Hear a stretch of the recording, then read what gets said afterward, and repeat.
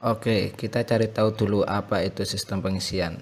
Sistem pengisian merupakan fungsi yang sangat vital karena fungsi utamanya adalah untuk mengisi kembali baterai dan mensuplai kebutuhan listrik untuk semua sistem kelistrikan pada kendaraan selama mesin itu hidup. Sistem pengisian memiliki komponen utama yaitu alternator, regulator, baterai, dan kunci kontak. Alternator berfungsi untuk mengubah energi gerak menjadi energi listrik, sedangkan regulator berfungsi untuk mengatur besar kecilnya tegangan yang dihasilkan oleh alternator. Setelah mengetahui fungsi sistem pengisian dan komponennya, selanjutnya kita beralih ke cara kerja sistem pengisian konvensional. Cara kerja sistem pengisian konvensional. Skema ini menggambarkan rangkaian sistem pengisian konvensional secara sederhana. Skema ini dibagi menjadi dua bagian utama, yaitu alternator dan regulator. Sistem pengisian saat kunci kontak on. 1. Setelah kunci kontak diputar ke posisi on, maka arus akan mengalir dari baterai ke fusible link, ke kunci kontak, ke fuse, ke charger warning lamp, ke terminal regulator, ke P0, ke P1, dan ke massa. Akibatnya lampu pengisian menyala pada gambar aliran arus berwarna merah. Yang kedua, pada saat yang sama, arus dari baterai juga mengalir ke fusible link, ke kunci kontak, ke fuse, ke terminal IG regulator, ke PL1, ke PL0, ke terminal F regulator, ke F alternator, ke slip ring, ke rotor coil, ke slip ring, kemudian ke massa. Akibatnya, pada kumparan rotor timbul medan magnet. Sistem pengisian saat mesin hidup pada putaran lambat. Setelah mesin hidup, alternator khususnya pada starter coil akan menghasilkan arus listrik. Arus yang dihasilkan ini dari terminal N alternator akan mengalir menuju ke N regulator, ke kumparan voltage relay, dan ke massa. Akibatnya pada voltage relay terjadi kemagnetan sehingga terminal P0 akan tertarik dan menempel dengan P2, yang mana arus yang ke lampu pengisian tidak mendapat massa. Ini akan membuat lampunya mati.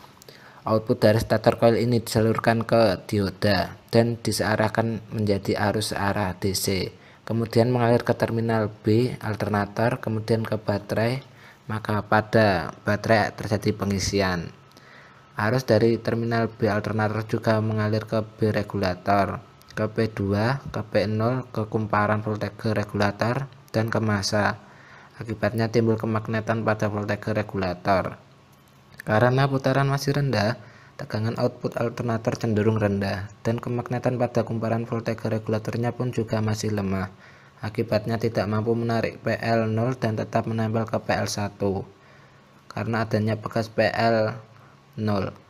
Pada saat ini, arus yang besar mengalir dari IG ke PL1, ke PL0, ke F regulator, ke F alternator, ke rotor coil, dan ke massa.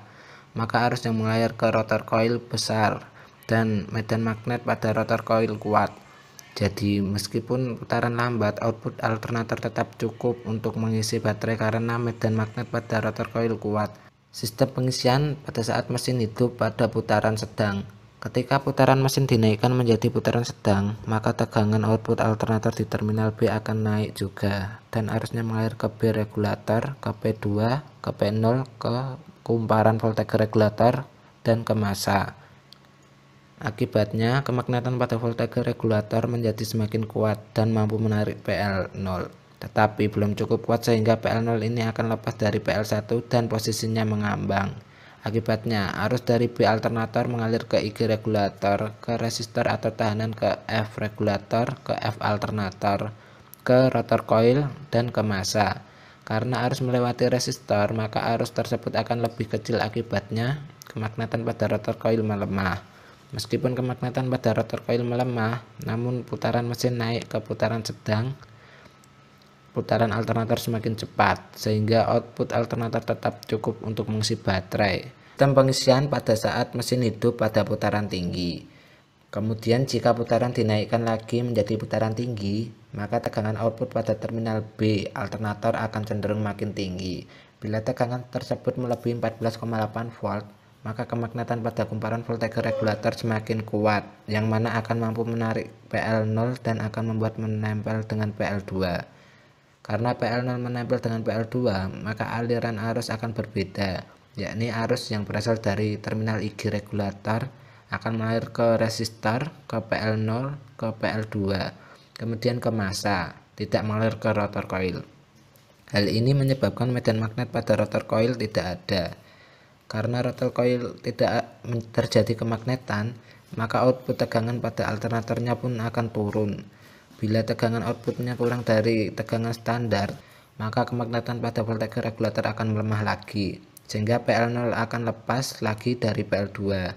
Arus dari IG regulator ke resistor kembali mengalir lagi ke rotor coil ke massa, sehingga medan magnet pada rotor coil kembali menguat sehingga tegangan output alternator naik lagi. Bila tegangan di B naik lagi dan melebihi 14,8 volt, maka prosesnya berulang ke proses seperti di atas secara berulang-ulang dan PL0 lepas dan menempel dengan PL2 secara periodik sehingga output alternator tetap stabil. Berdasarkan cara kerja sistem pengisian konvensional di atas, maka dapat disimpulkan bahwa terjadinya tegangan output alternator dipengaruhi oleh 3 hal penting, yaitu 1. Adanya medan magnet yang dihasilkan oleh rotor coil. 2. Adanya kumparan di sekitar medan magnet yaitu stator coil.